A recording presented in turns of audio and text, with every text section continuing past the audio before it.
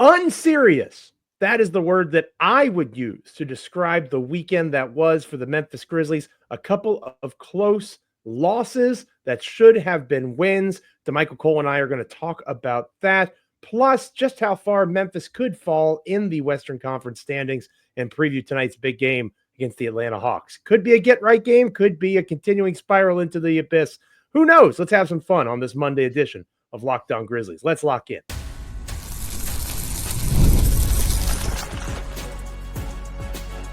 You are Locked On Grizzlies, your daily Memphis Grizzlies podcast, part of the Locked On Podcast Network, your team every day. It is a Monday edition of Locked On Grizzlies. I am one of your hosts, Joe Mullinax. So happy to have you with us and so happy to be joined by my co-host, Damichael Cole, Memphis Grizzlies beat writer for the Commercial Appeal there in Memphis, Tennessee. I'm a contributor over at Grizzlead. I also write daily words for our newsletter here at Locked On Grizzlies. Between the two of us, you have so much wonderful Grizzlies content you can consume. And obviously, the place that you're at right now is Locked On Grizzlies. Thank you for making the decision to be with us. Today's episode of Locked On Grizzlies is brought to you by FanDuel. Right now, new FanDuel customers can get $150 in bonus bets if your first $5 bet wins.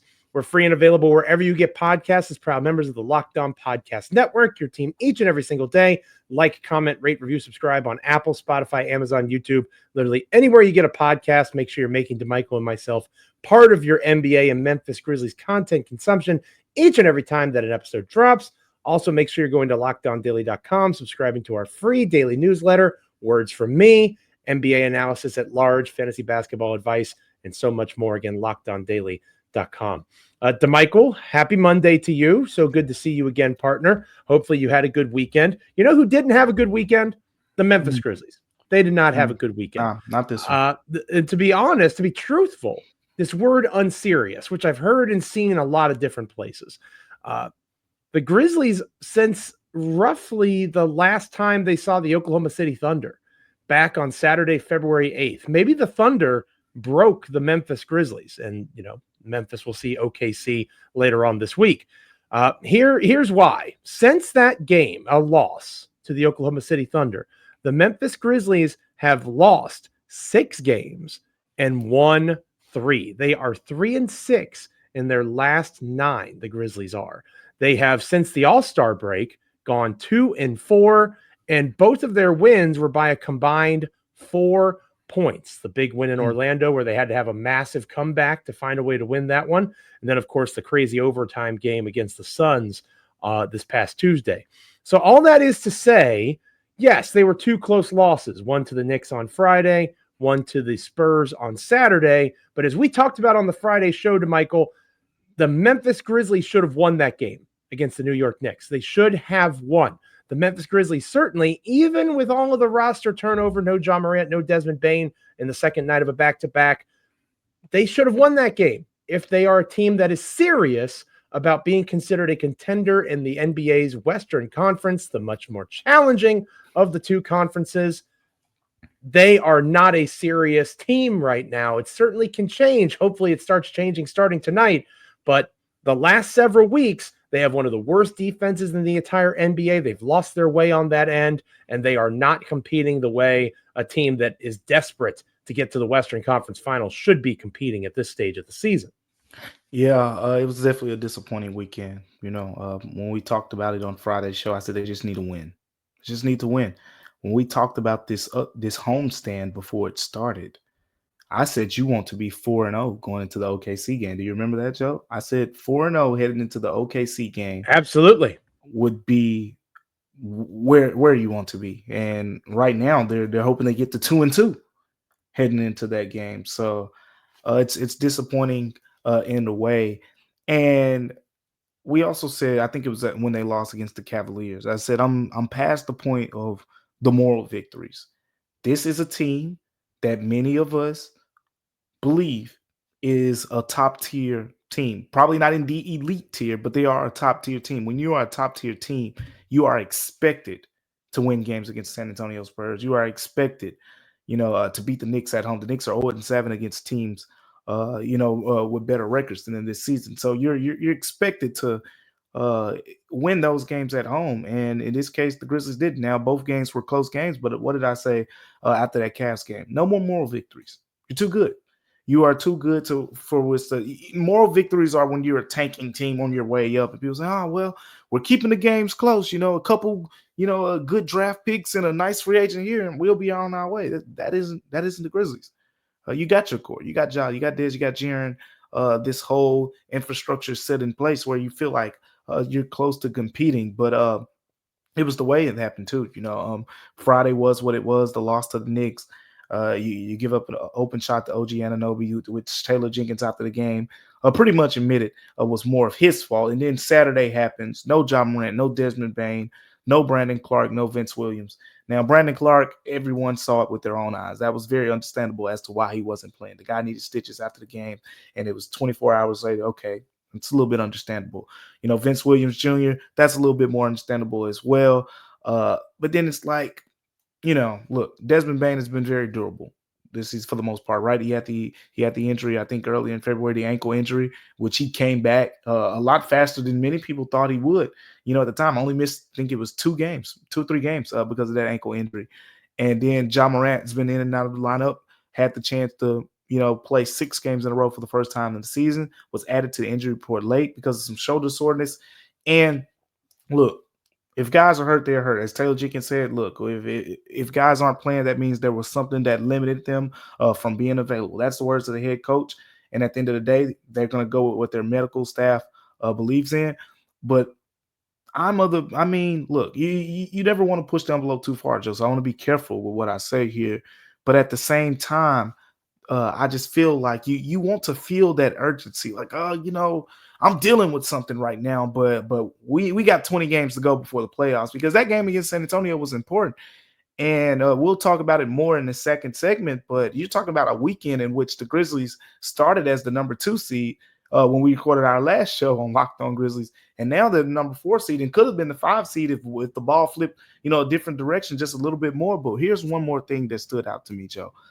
These were the words from Santi Aldama after the game, and he wasn't the only one who said some things that I would say were more challenging, the Grizzlies in a way. He wasn't the only one, but in this case, his stood out. Here's what he said after the game. He said, "The energy is not there."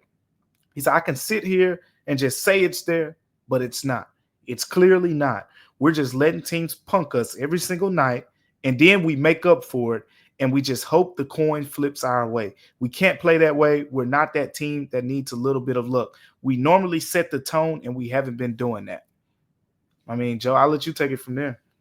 He's exactly right. And I would say that's one of the reasons, if you are looking for optimism, right? Because this is going to, Damichael and I usually are a little bit more positive on this show. We do our best to look on the sunny side.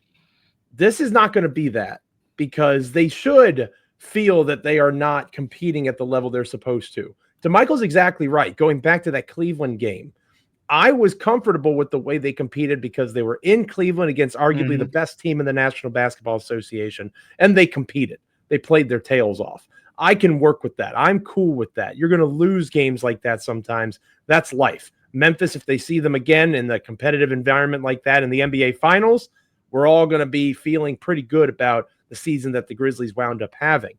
You're at home.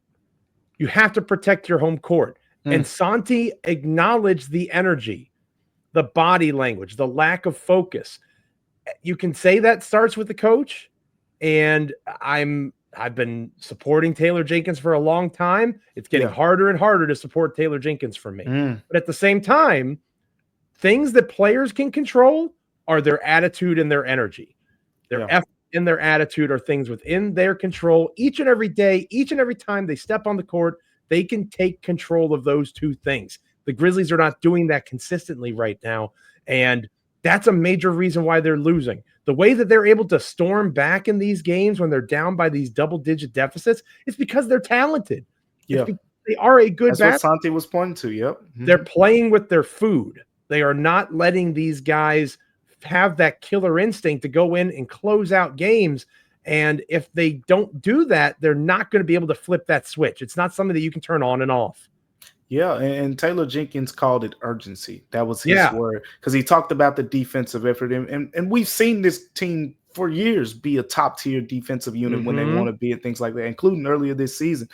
And Taylor Jenkins said it's urgency. He said it's undisciplined in our transition habits, point of attack defense. He said we're in retreat mode too much. We got to be more physical on the ball, which is something we've talked about 100 times over at this point. And then he surprised me a little bit, Joe. He said, and then the rebounding is a huge weakness. Taylor Jenkins' words, not mine. He said, this is all things we're fully capable of doing if we committed to it. I'm challenging the guys that this can't be the case. So rebounding, defense, two of the biggest areas that the Grizzlies emphasize, two of the things that they've been the best at in the Taylor Jenkins tenure, they're struggling at. That's a cause for concern for sure. Major concern. And again, they could compete well and beat the Hawks tonight and find a way to knock off OKC on Wednesday, and we're feeling a little bit better about ourselves. But you can't put lipstick on a pig and tell me that it's a supermodel in this case. It does not look good at this particular moment for the Memphis Grizzlies. Hopefully things turn around. Let us know in the comments. Hit us up on X at Damichael C, at Joe Mullinax. Tell us how you're feeling. Give us reasons for optimism. Like I said, it's going to be hard for me to be super optimistic today, and that's going to carry over into our next segment, partner, because as you alluded to, in just a few days, Memphis has gone from hosting a second-round playoff series to potentially being on the road for a game one in the opening round of the NBA playoffs. That is what's on the table. How far can Memphis fall realistically if things don't turn around? We'll talk about that next here on Locked On Grizzlies. Today's episode of Locked On Grizzlies is brought to you by FanDuel. When the game tips off, the NBA action is just getting started, and there's no better place to get in on it than FanDuel, America's #1 sportsbook. With FanDuel, you can place live bets throughout the game. Even if you miss the opening tip-off or want to bet on a fourth quarter comeback, you can stay in the action. And if you're looking for a bigger payout, you can even combine your live bets into a same-game parlay. FanDuel's live betting feature allows for you to keep every moment of the game exciting. You never feel like you miss a chance. Plus, the app is easy to navigate, and when you win, you get paid instantly. Right now, new FanDuel customers can get $150 in bonus bets if your first $5 bet wins. Just visit FanDuel.com to join today. That's FanDuel.com for your shot at $150 in bonus bets. Make every moment more with FanDuel, the official sports betting partner of the National Basketball Association. All right, Damichael. So the Memphis Grizzlies, as of this recording, are fourth. They are fourth in the Western Conference. And it's important to point out the top four teams outside of OKC, 2 through 5, are all within 2 games of each other. It's very tight. Right? Yep. The Nuggets, the Lakers, you want to talk about a team that's red hot. Lakers are 8-2. You have the Rockets at 5-5 in their last 10 games. Yep. Nuggets have been playing well. And then there's the Grizzlies at 4-6. Now, thankfully for the Grizzlies, the team that maybe could have taken advantage of Memphis's latest swoon, the Clippers, is also 4-6 in their last 10 games. You have the Golden State Warriors, the Kings, the Timberwolves, and the Mavericks making up the rest of the play-in mix going into these last 20 or so games of the season. And for me, the ceiling is obviously the 2 seed. They can get back there literally by the end of our, by our Thursday episode you'll be doing solo because ESPN decided to air a game in the Central Time Zone at 8:30 Central Time. I will be asleep. I'll record it and watch it the next morning. But anyway, you doing that show solo on Thursday, Memphis could be right back in the 2 seed. They could also be the 5 seed. And that is how tight it is at the top of the Western Conference. Between 2 and 5, it's literally a 2-game difference. The Grizzlies, as of this moment, would be hosting a first-round series against the Houston Rockets, but just as easily that home court advantage could flip.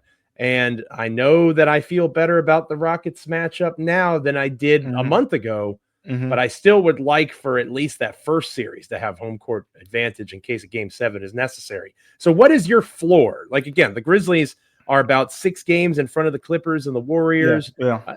Do you see them, like, if the wheels really fall off, do they fall in the play-in, or do you think, the 5 or 6 seed is as low as they'll go? I think 5 is the lowest they'll go in this case. Be far-fetched. It'd be a real bad finish if someone like the Clippers or some of the other teams, Mavs, Kings, etc., in that range, kind of hawk the Grizzlies down. So I think in that 2 to 5 range, and you're still very hopeful that you could get the 2 seed here. From a glass half full, glass half empty approach, we could say if the glass half full, you say the good news is in this case, you're still in front of the Rockets, and you play games against the Nuggets and the Lakers again this season. You play the Nuggets again, you play the Lakers again. Take care of business against them, and you'll put yourself in a position to control your own destiny, the rest of the way. So, with all that being said, like they're still in solid positioning. They're not more than a game behind each of those teams. So, with that being said, they're in a good spot.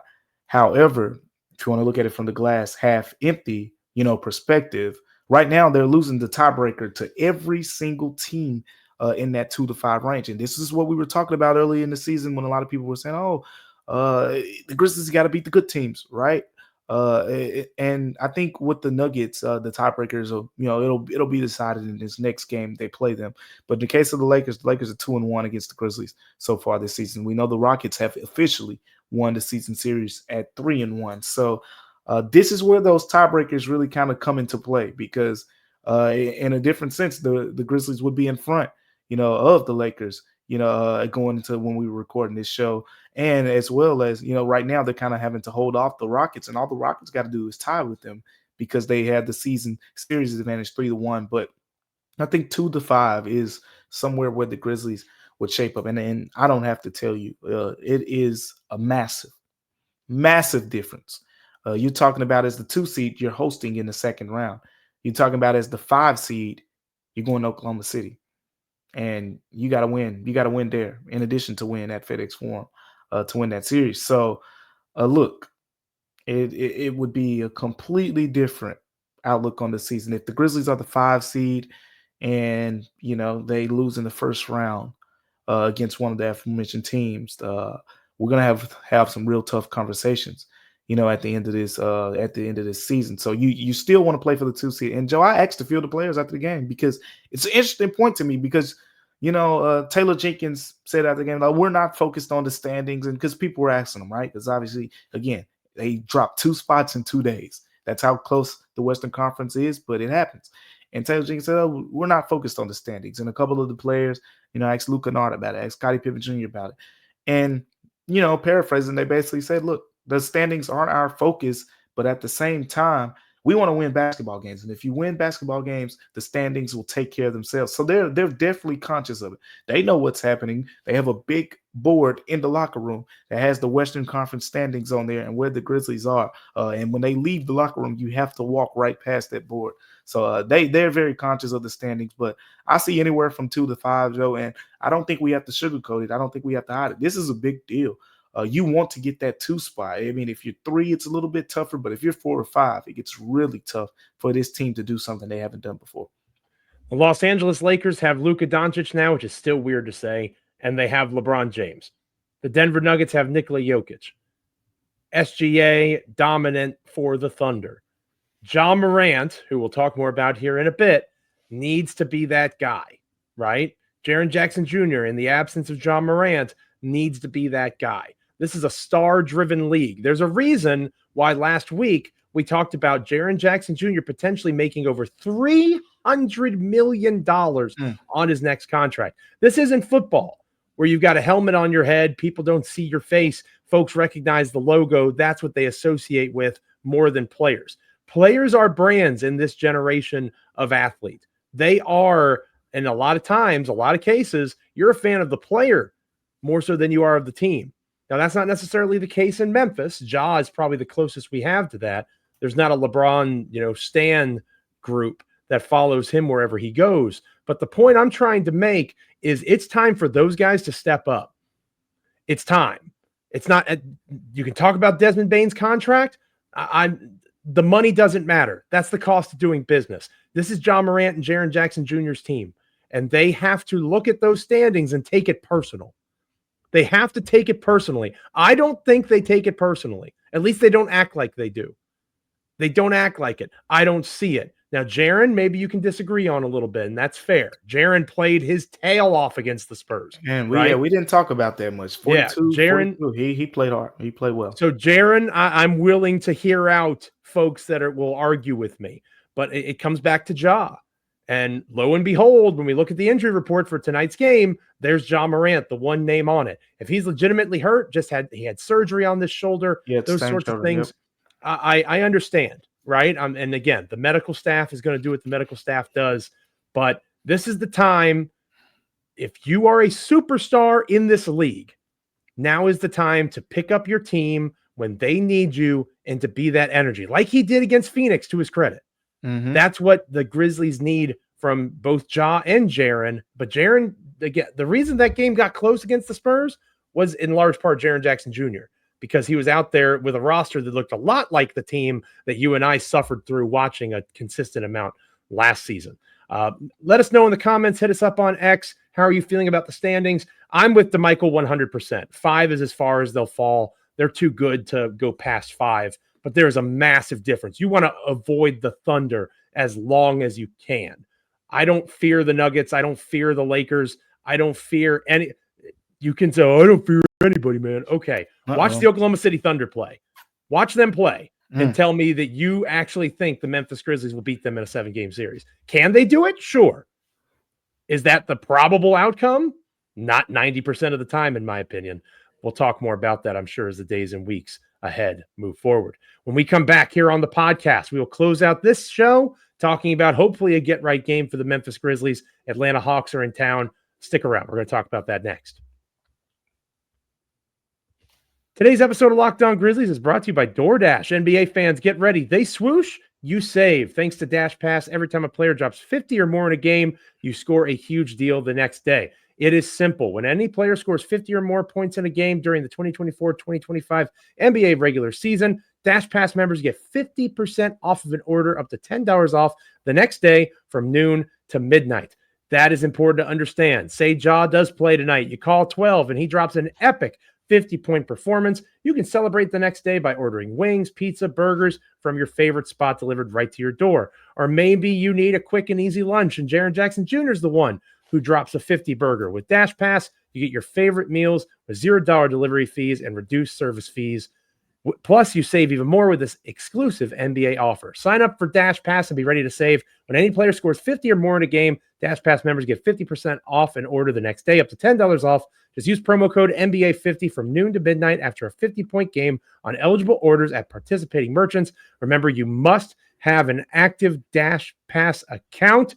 Terms apply. Visit DoorDash to learn more. Noon to midnight the day after the game. If you are a Dash Pass member, it is exclusive to them over with DoorDash.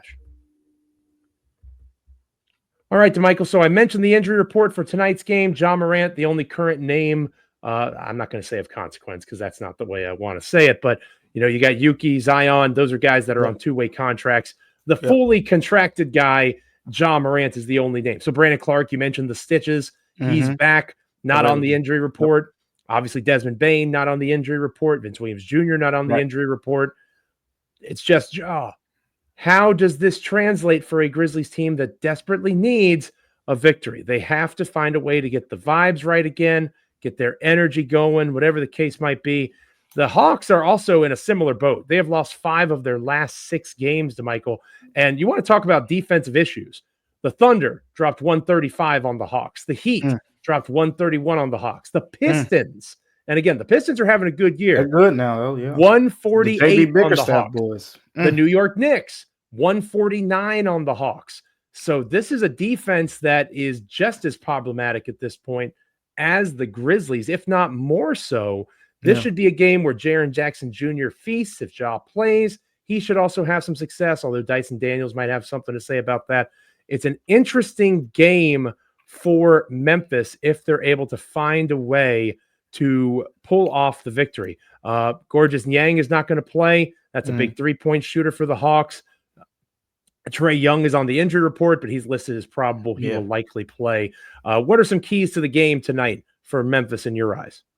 I just want to see the defense play better. The guys are saying, like Santi said, look, I can sit here and tell you this. I can sit here and tell you that. Taylor Jenkins is demanding urgency.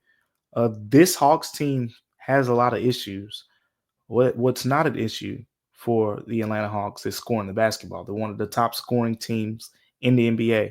Of course, that's headlined by Trae Young, and his amazing ability as a playmaking point guard, being, one of the best, assist man, the past decade. That's just one of his strengths. And he has, some talented players around him. Ricochet has been playing better, as of late, more so in the second half of the season, the rookie number 1 overall pick. Dyson Daniels, his offensive game has started to kind of slowly come along as he's played, the bigger role we know what he's capable of on defense. And I mean, pacing the league in steals right now, he's a threat on offensive end as well. Okongwu, his rim running ability, undersized overall, so that'll be a interesting decision to see if Taylor Jenkins, before the season, there was this whole idea of we're going to make other teams match us with Zach Edey instead of, Zach Edey matching the other team. But it hasn't really felt that way for the most part. Taylor Jenkins basically said that they did that against the Spurs. I know people were wondering, like, what made them bring Zach Edey off the bench all of a sudden? In that case, they basically said that they knew it, with the Spurs signing Bismack Biyombo, that's their center.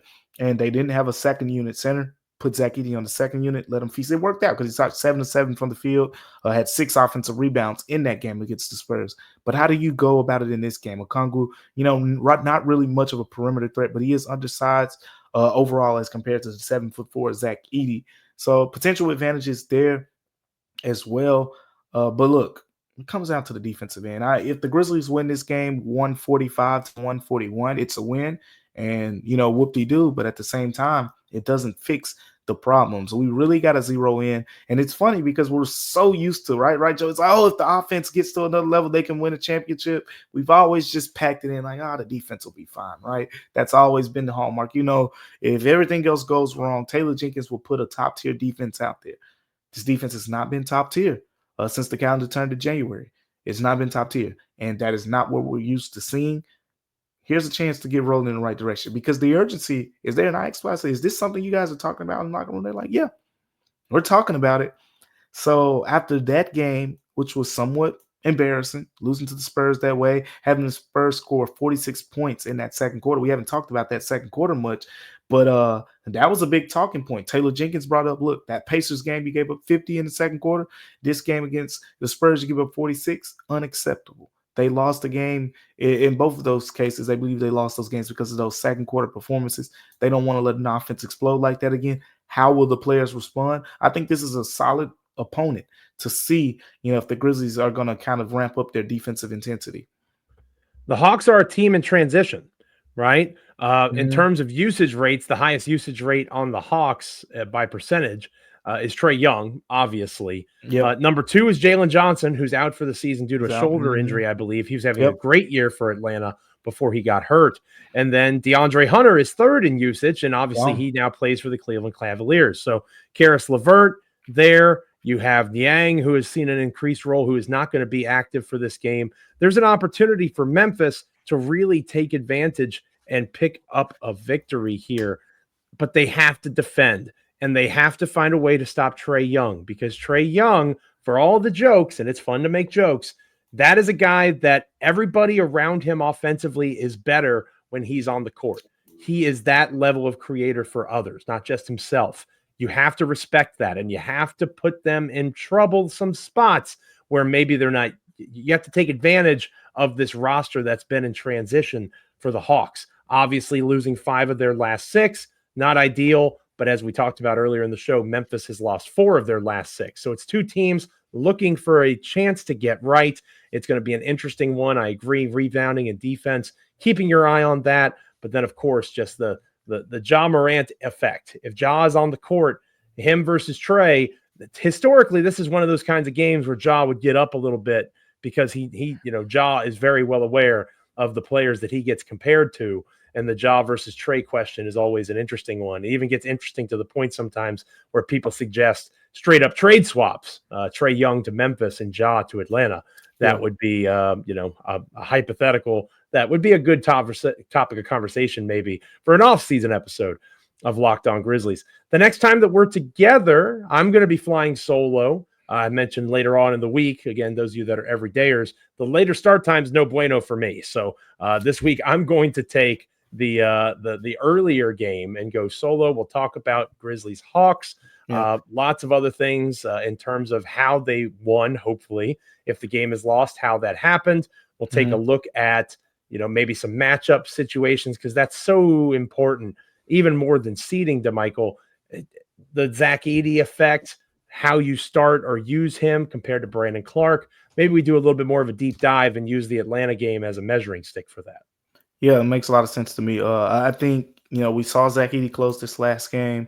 We've seen Brandon Clark close some games. It's an interesting question, whether it's by opponent, whether it's by field, how they're going to figure that out as they get towards this postseason part of the season.